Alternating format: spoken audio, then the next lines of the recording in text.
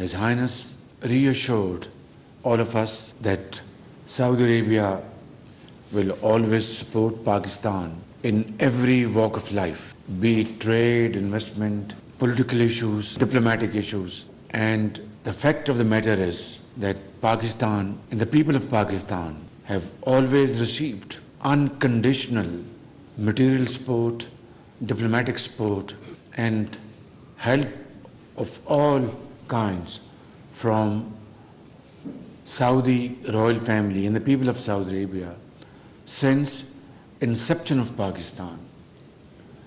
And we don't have sufficient words to express our feelings of gratitude and sincere thanks to this kind of unqualified, without any political strings, support we have received in the last 75 years of our history. Excellency, in the recent past, in the last 4 years, the quantum of monetary support from His Majesty King Salman bin Abdulaziz and His Royal Highness the Crown Prince has given to Pakistan runs into billions of dollars, be it deposits in the State Bank of Pakistan or deferred payment facility on the import of oil.